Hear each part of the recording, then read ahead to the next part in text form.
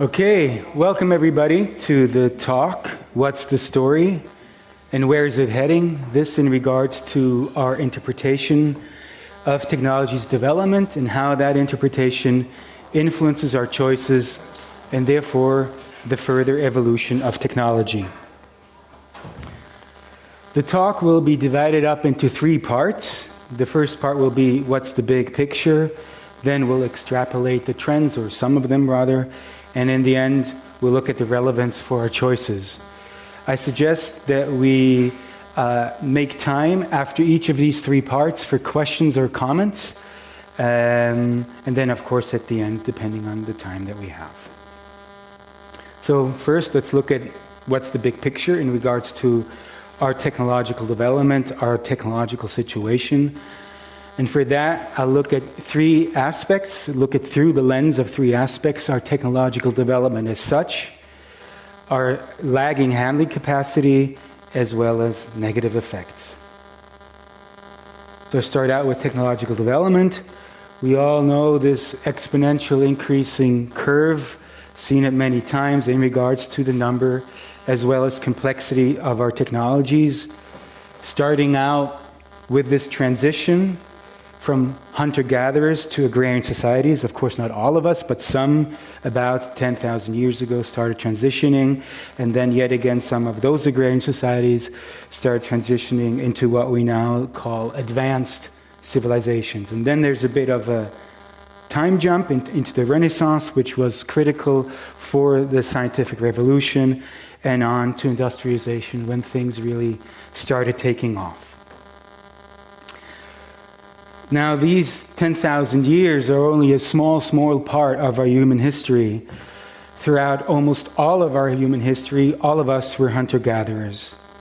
And only at the very end, even this first signs of this transition into a faster pace of technological development, the advent of agrarian societies, that's actually already really a generous take, because it really only took off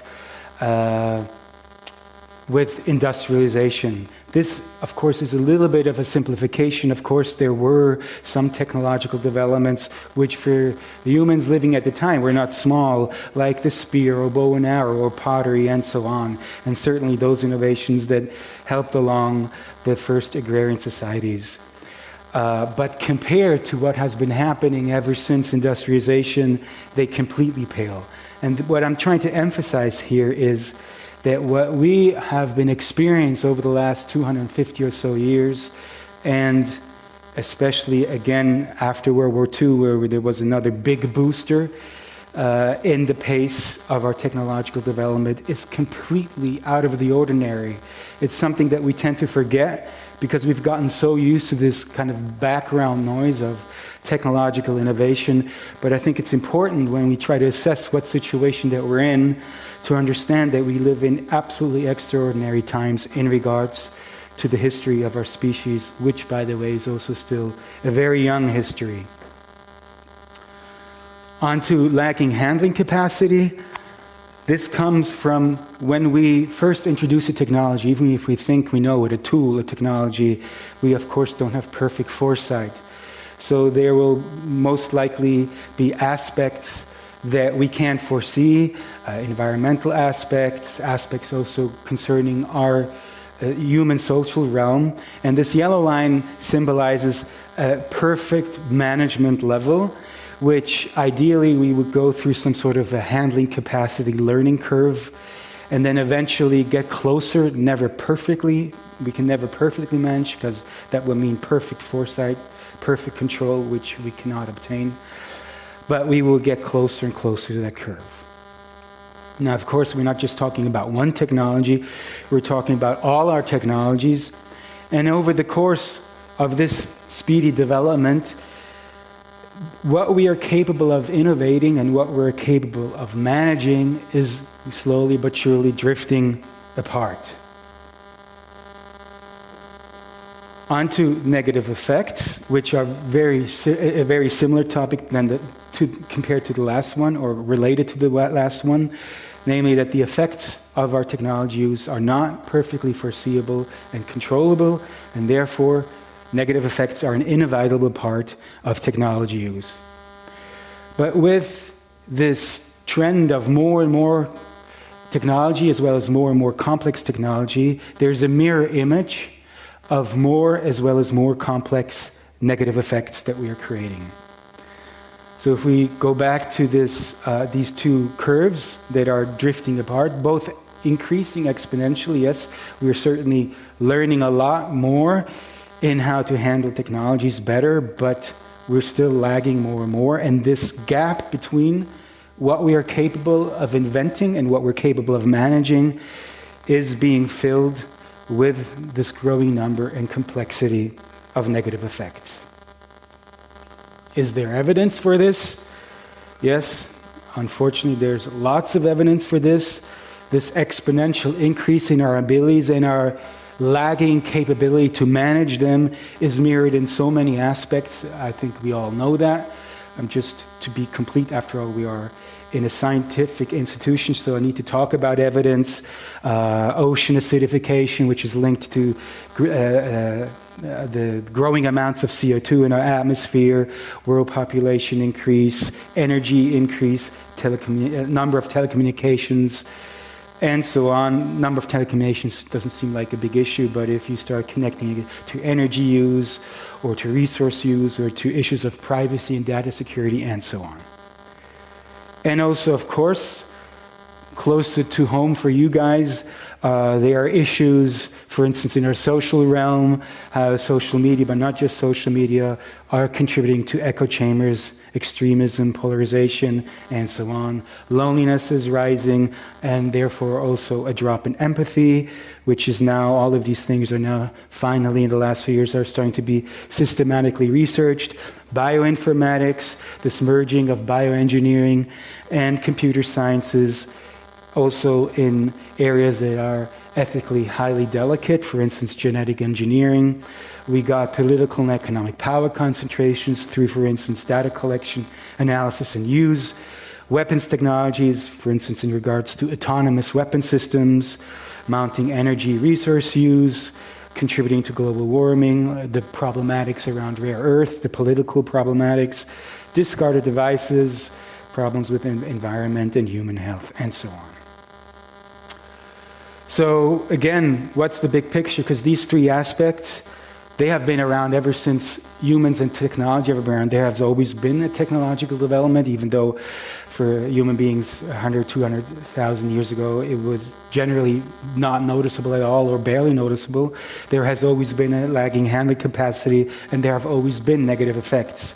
So more specifically, our current situation can be characterized as extraordinarily fast and broad technological development, broad in the sense that many innovations are happening simultaneously.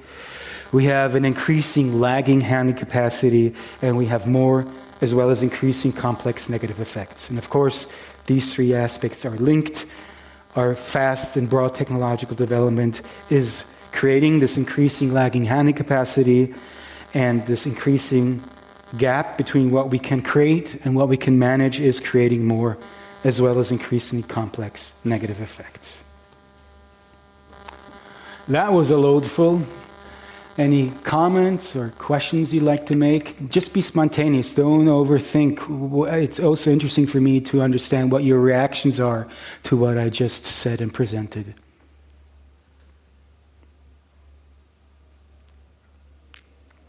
Okay. If there are none, then I'll continue. So let's extrapolate, or let's look at extrapolating some of the trends. There are many trends that are coming out of this development. As we've already just mentioned, the amount and the complexity of our technologies are increasing. We have a move away from biology, our biology. We have an increasing amount of technological definitions and standardizations. We have increasingly minute manipulation, our ability to manipulate in the very small materials, genes, for instance. We have a growing independence of our technologies from direct human control. We have technological efficiency and functionality having an ever more important place or role in our human circumstances.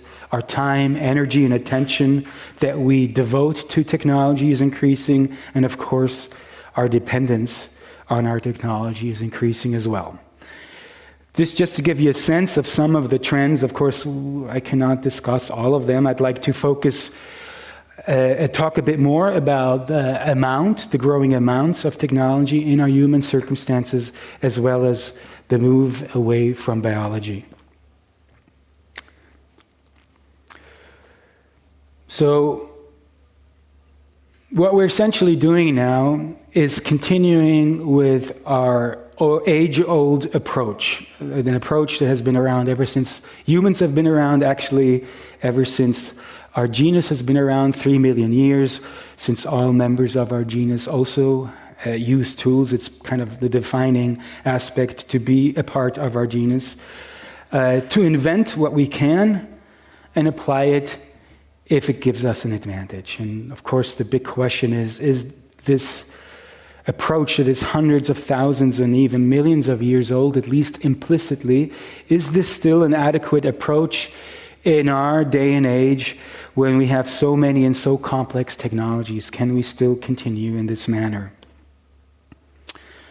Continuing in this manner will move us along this trajectory, coming from an embedment in nature's circumstances, not a complete embedment, since we always did use tools, but compared to today, an almost complete embedment in nature's circumstances. And we're moving along this trajectory with each additional step of technological saturation, more and more towards technological circumstances, and, well, difficult to say where that would end if we continue with this without reservation. We could also perhaps start seeing this development in the shape of a bell curve, in the sense that we came from nature's circumstances, and the overall benefits that we get out of our technologies, they start rising at an increasing rate, and then at some point along this curve, about there, they're still positive, so to speak, the rates of return are still positive, but they start decreasing, and at the top of the curve, we kind of then max out the overall benefit we can get out of our technologies. And if we then continue further along this trajectory, further saturating our lives with technology, we would be decreasing our overall benefit we can get out of technology.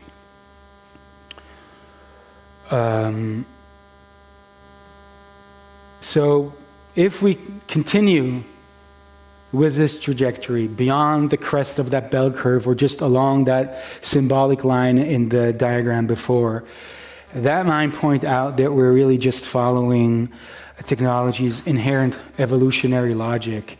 Kind of like we know A and B, and so C will eventually become an obvious next step, and on and on and on like that. Kind of like following a trail of M&Ms. And what that would mean is that we would decrease choice in our human development, because aspects like our values, our preferences, or our ethical views would be pushed aside, because what becomes just kind of like the domineering reason to move along is getting to that next step, because it presents itself. This is, of course, easier to see in hindsight, these chains of causality. For instance, Michael Faraday, who contributed to electricity generation, and then on to Alan Turing, who was so central for the development of computer sciences, and on to the internet and social media websites, for instance. Of course, they didn't foresee that. But by now, we have so much evidence of these chains of causality that we might try to look back and try to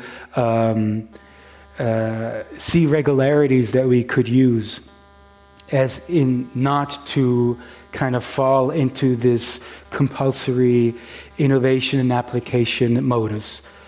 In biological evolution, actually, there's something similar called convergent evolution, where if there are traits in one species and you can find very similar traits in another species, but these two species, and sometimes there are also more, they do not share a common ancestor that already had that trait or a very similar trait. An example for that would be the human eye and the octopus's eye, which are stunningly similar.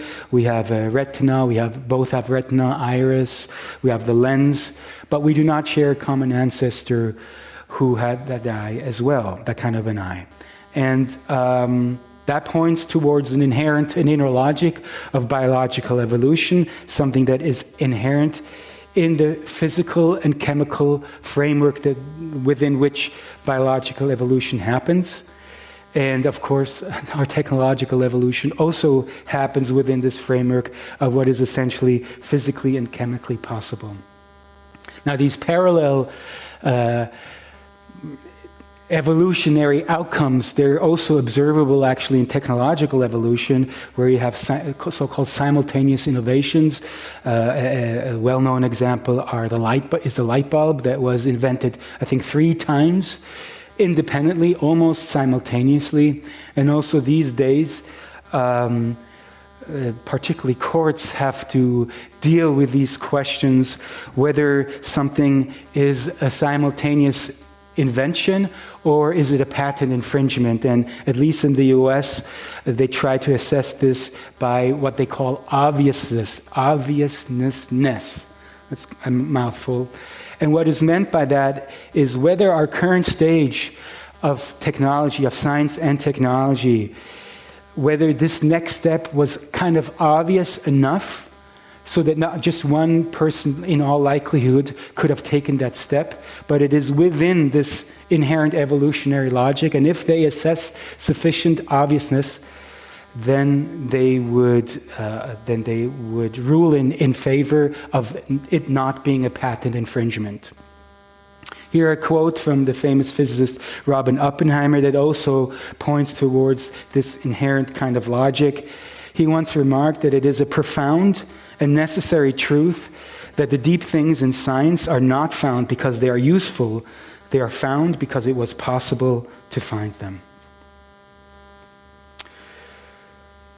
So let's look at this next trend, this move away from biology.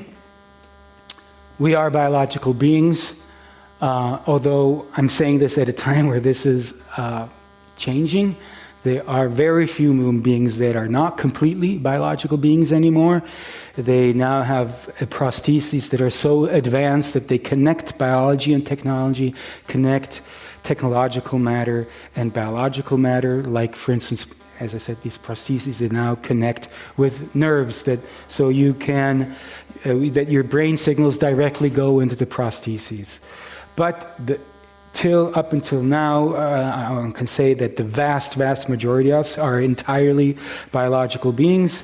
And so aspects like the following are connected to our biology, like our social or communicative sides, the empathy and compassion, which are connected to these social and communicative sides, our sexuality and reproduction, health, death, and nutrition. All these things are deeply connected to our biology.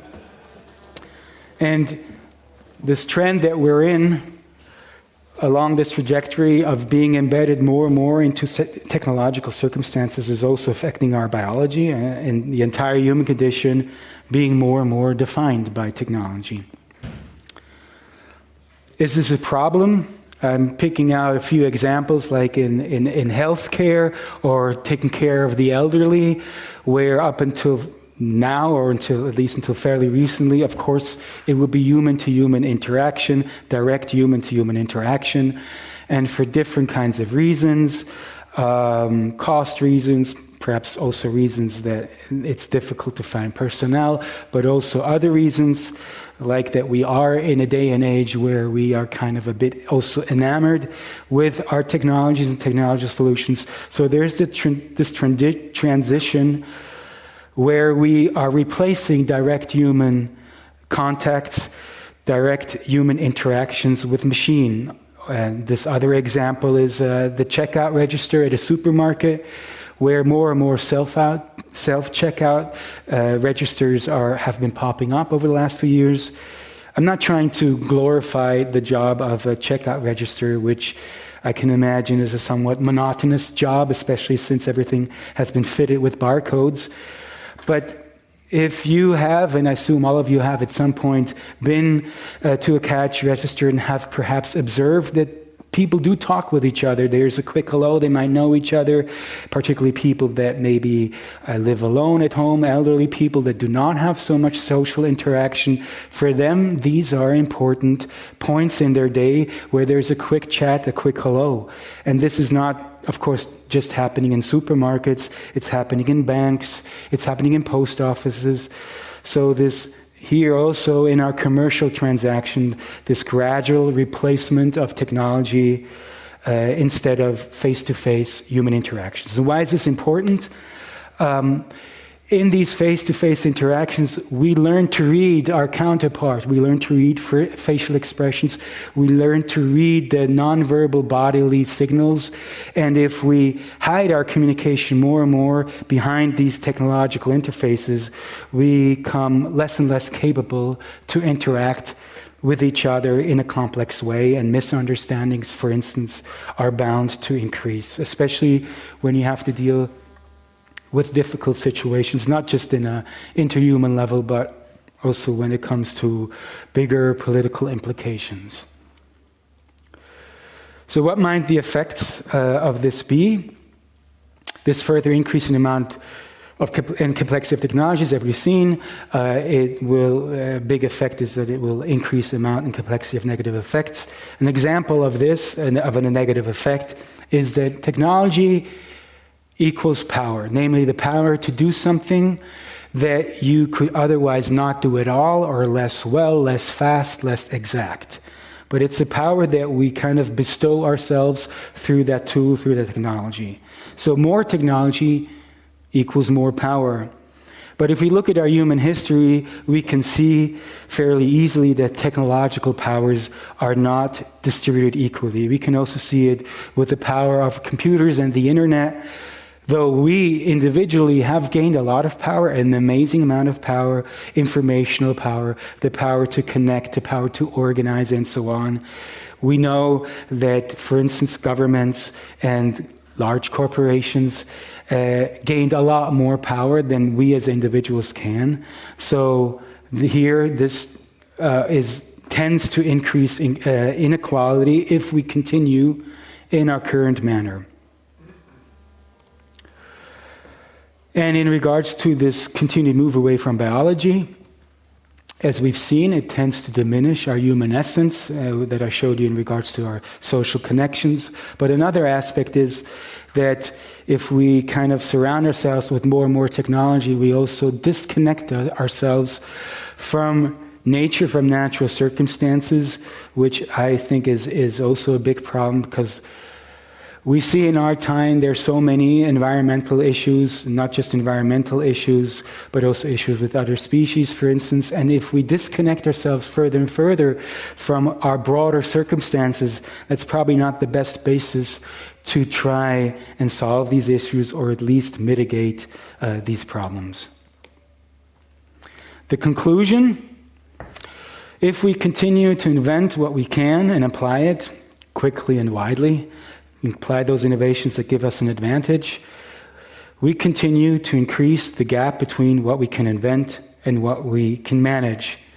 And that, excuse the crude image, but sometimes maybe a picture is more powerful, that is likely to kick us in the butt a lot more than it already is.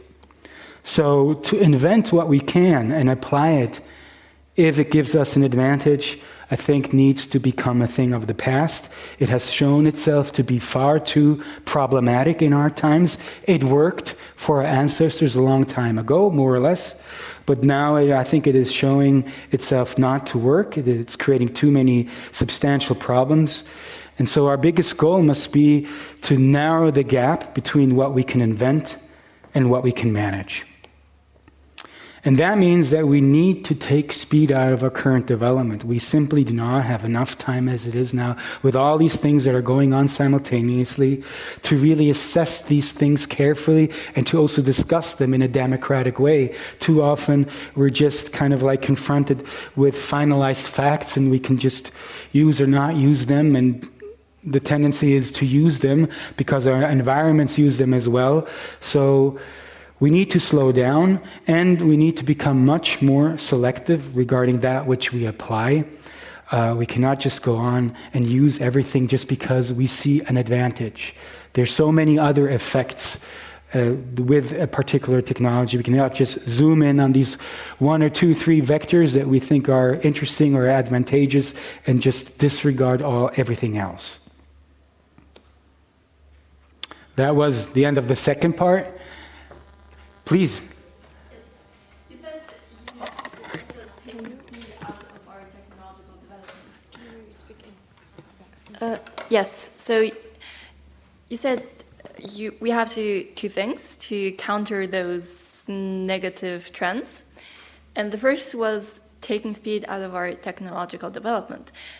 Now, the average consumer is not really participating in the technological development. That will be the companies, the researchers. How would you suggest taking speed out of our technological development? Yeah, that's a really good question. Well, in taking speed out of technological development, you can see that it could veer into the state or society at large just making restrictions and regulations. But we could also just go to a more neutral level where the state doesn't incentivize fast and further technological development as it is doing now. For instance, we are an institution that is heavily subsidized by the state and, so to speak, by society. There are different kinds of grants and sponsorships and things like that. And also, I think, as a society, we perhaps should stop idolizing these paths that we can take, as in, like, studying technology areas. It's not about saying it's not a good thing, but now for many years, I think it has been a bit put on a pedestal that this is a great path to take, especially, I don't know if you've seen in the booklet, I spent quite a number of years in Silicon Valley. This culture there is very intensive and sees itself as something amazingly fantastic, which in a way it is, but society at large is also chiming in on this. And so I think there are many little ways put together where we can just start saying, this is not a good thing. We stopped financing this. We stopped supporting this. Hey, you could also do something else. Things like that. Yes, but so you suggested, for example, the government could decrease the subsidies granted. Thank you. But say, for example, Switzerland does that. The other countries would not necessarily participate in that, which means Switzerland would be lagging behind in technological development, which is a disadvantage, I would say. Absolutely. And I think we are talking about a transition, ideally, that I'm talking about, a transition that is indeed very difficult, but so is, for instance, transition into more environmentally friendly economies. We have the exact same problem, so to speak, the first mover advantage or disadvantage. That it's difficult to assess what it really is, but I guess it's kind of both. Those that would first reach zero, CO2 emission and neutrality, in a way they might have disadvantages, but if the rest will eventually have to follow, assuming that might be the case, then they would also have a first mover advantage. And it's the same thing here. And what I would also like to say is that this is a problem that has been evolving, as I said, if we take our genus as well, over millions of years, or at least over hundreds, thousands of years of our species. And it's clear that as also in tackling environmental problems, it's very difficult to say this is exactly the path to solution, the path to solving a problem. The first step we actually have to do, as it was also the case in environmental problems, is acknowledging the problems. Just a very quick survey, who would say that at least a little bit environmental problems are on their radar and they try at least a little bit to contribute to them being a bit less of a problem? So everybody, if somebody had asked this question 50 years ago, 60 years ago, I'm pretty sure in this kind of, in a societal environment, probably barely anybody would have put up their hands and said that they do something, because the problem was barely on the radar, just very few people. So the first step would always have to be to acknowledge that we have a problem. Then the second step would be to analyze that problem, to get a good understanding what is really going on. And then only after that can we start thinking about solutions. And I feel I should be talking also a little bit about solutions, but really my feeling is I'm presenting these issues at a point where it's barely on the radar, this problem. We're talking about many symptoms. We're talking about specific environmental problems, CO2 problems. We're talking about, as I've shown before, this danger of developing autonomous weapon systems, and so on and so on. But these are all symptoms of this underlying problem. So I'm sorry if I'm being maybe a little bit vague, but it's too big, too complex to just me to stand here now and say this is the path to solution. Does that make sense? Yes, it's just simply, I don't really agree that slowing down the technological development is a solution, because, for example, because technology is already here, is already being used, and let's say, for example, the environmental problems. If we just slow down our technological development, which is partially going into the direction of solving environmental problems, if we slow that down, then we slow down the solving of our environmental problems. I think it's more a matter of channeling our technological development instead of slowing it down. Well, I'll quickly answer that, and then there's some other questions. I see what you're saying, but as I indicated before, negative effects are an inevitable part of technology use, because you never, ever have perfect foresight. You understand what I'm saying? And Einstein once remarked that we cannot solve our problems by using the same kind of thinking when we created these problems in the first place. So this problem goes way beyond technology. It's about what place does technology have generally in our life. And solving these environmental problems, I'm not saying that technology doesn't have a role, but I think before we look at the role of technology, we need to look at things like our human consumption. What do we think that we are entitled to? How much do we need? These are questions that have nothing to do with technology. Yes, please? Wait. Okay. For the recording, we need to...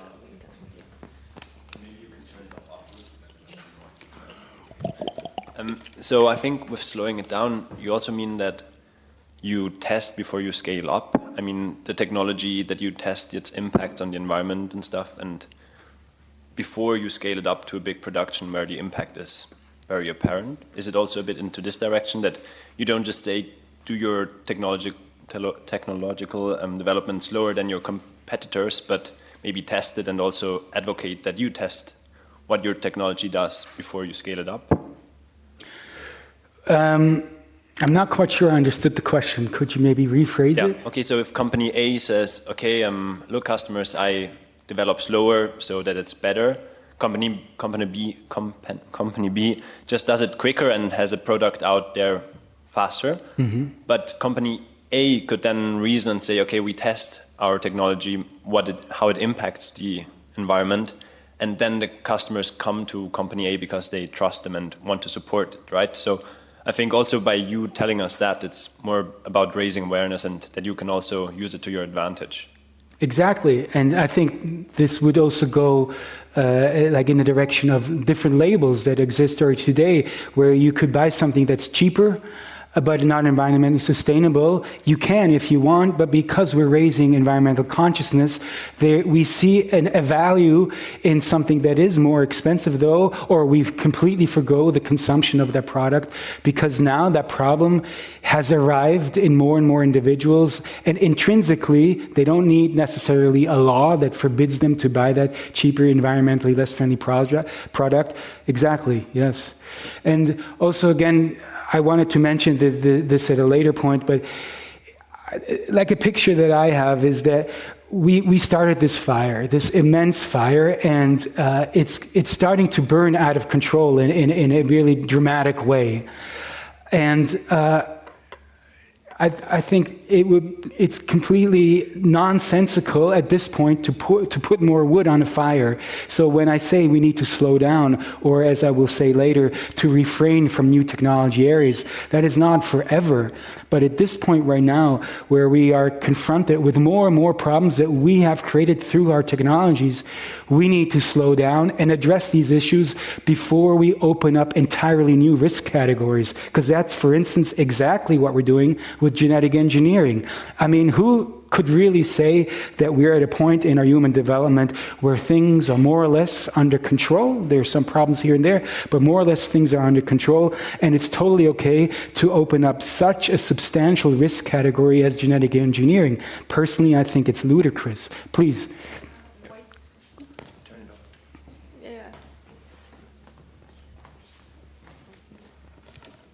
First, I don't completely agree on that technology can't help us in handling other problems from technology. If we develop new technology, we can manage and solve our inherent problems we had.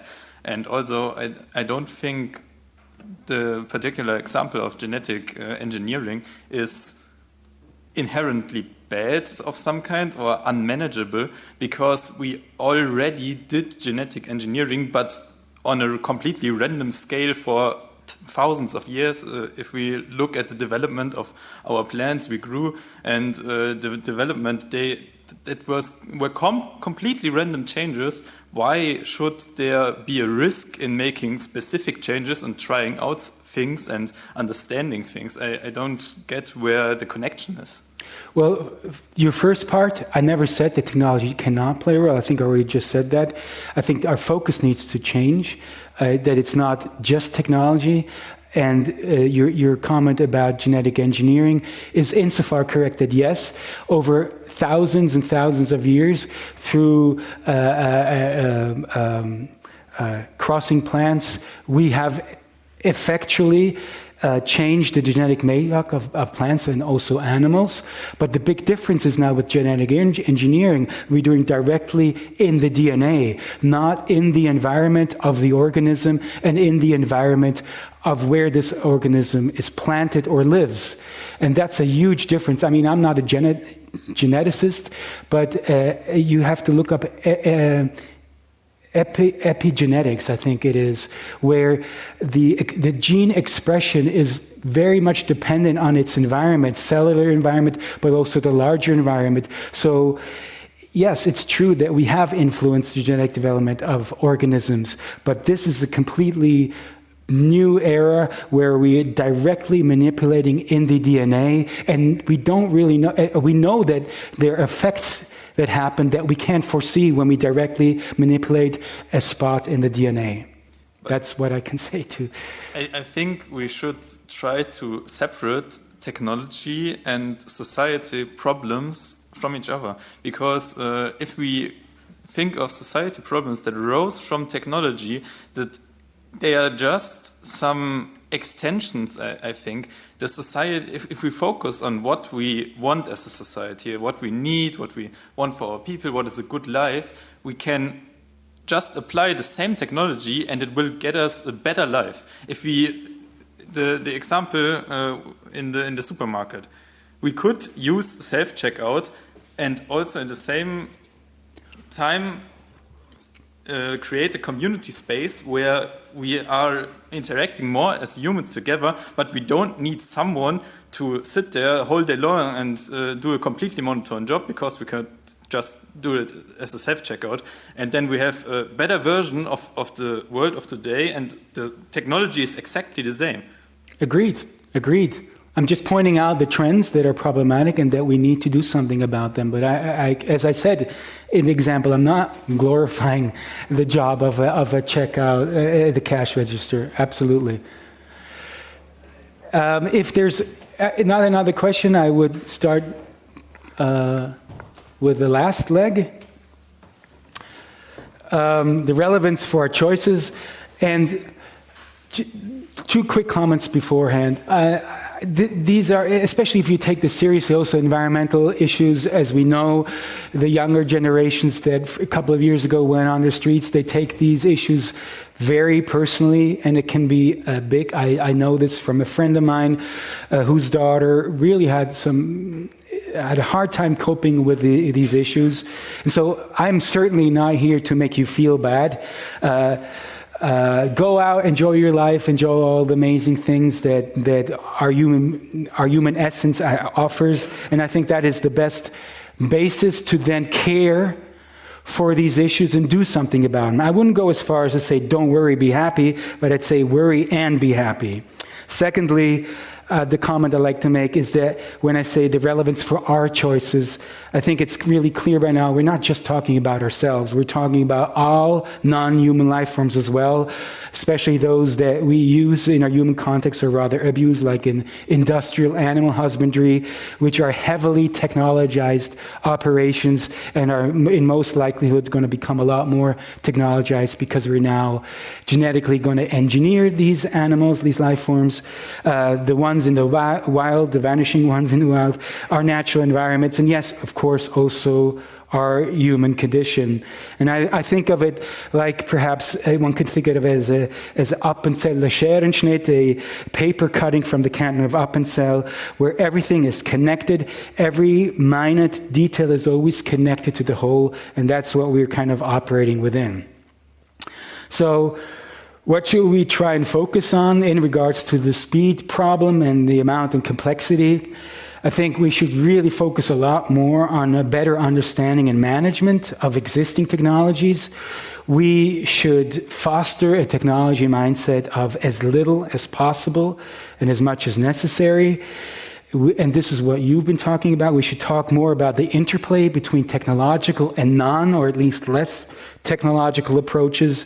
And what I said I was going to talk about, refrain from new technology areas, again, as well as possible, because at this point in our human development, it just does not make sense to open up entire new risk categories when it's becoming clearer and clearer that we're not adequately coping with those that we already opened. Just quickly, for completion, in regards to human essence diversity, try to create and use technologies that protect human essence and human diversity, and in regards to aspects of power and autonomy, to create and use technology that strengthen choice, self-determination, and freedom. We contribute to technological development in so many ways, of course, as students and then as researchers and inventors, as entrepreneurs, investors, teachers and professors, and so on. And I think also an important one is as partners and family members, friends, and so on. So we all have more than just one aspect or one role in our lives in which we contribute to technological development, and perhaps opening up some questions for each of these categories. As researchers and investors, it already starts out, what do we study? Are we aware of how delicate that area is that we study? Do we perhaps want to study something else that is a bit less delicate? Which specialization do we choose? Which projects do we select? Once you have that mindset, that mind focus, it will reappear everything you do. As employees and entrepreneurs, what kind of companies do you found? Do you work for? Do you want to found a company, again, in an area that you already know is such a delicate and controversial area? Or what directions do we try to give projects? Do we have red lines? And if so, where do we draw them? As teachers and professors, I think an important point is the context that we choose. You can present information in various contexts, and the same information, depending on the context, may have a completely, or not entirely completely, but a significantly different meaning, or how it arrives in your listeners. Which perspectives do you present? As consumers and voters, what do we buy and use? Do we use Google? Do we not use Google? I assume that you know the advantages, disadvantages, or all the controversies surrounding a company like Google, of course, not just Google, Amazon, Facebook, and so on. Do we look beyond the benefit that we can personally get? And what do we vote for? And this, as politicians, which positions do we support? Do we include positions where we try to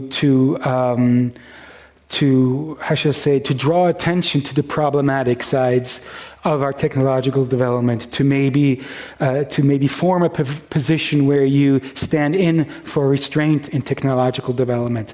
Do we have influence as civil servants, and if so, do we use that influence? And as I said before, we need to talk about these issues with partners, family members, friends, and so on, because we influence each other. And if we continue to pretend that unfettered, unrestrained technological development is not really a problem, then that view will continue until we see that it is actually a problem to continue in the way that we do. And again, so there's no misunderstanding, of course I'm not against technology. We human beings have always been technological beings. There's always been technological development. I'm just saying we need to change the way we're currently doing it.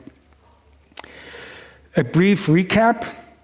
What's the big picture? We saw that we live in times of very fast and broad technological development, which is increasing this lag, this handling capacity lag, and that is creating more as well as increasingly complex negative effects. Then, extrapolating the trends, we saw that our current technological development is likely to widen that gap between what we can invent and manage, that we need to further, that is likely to further economic and political power concentrations, and that if we continue the way we are right now, it is likely to diminish human essence aspects and the diversity of human experience. That because of standardizations, more and more standardizations. The more power certain technology companies get, the more they are capable to set technological standardizations, the more similar our human experiences will become. Of course, this is gradual, but this is also a trend that is going on. And the relevance for our choices, as I said, in all of our life circumstances, where can we contribute to speed reduction by restraint and being more selective? Do I really need to buy this new gadget? Because everything you buy, every product or service is always also a vote for the continuation and the further development of that product and service. We need to consider the effects on power, equality, and self-determination, and consider, as I just said before, human essence and the variety of our experiences. And if there are just 3 words that you take away from this presentation, I'd say it is mind the gap, namely the one between what we are capable of creating and what we are capable of managing. And now I think we have about 5 more minutes, or do we have a few more minutes for discussion, or are we kind of done? We're done. Okay. If there are questions, they can say. Yeah, if there are questions, you're most welcome to discuss with me. I wrote a book on this topic. I have copies here that have still the old versions of graphs and table. The content is the same, but you're most welcome to take a complimentary copy. And yeah, that's it. Thank you.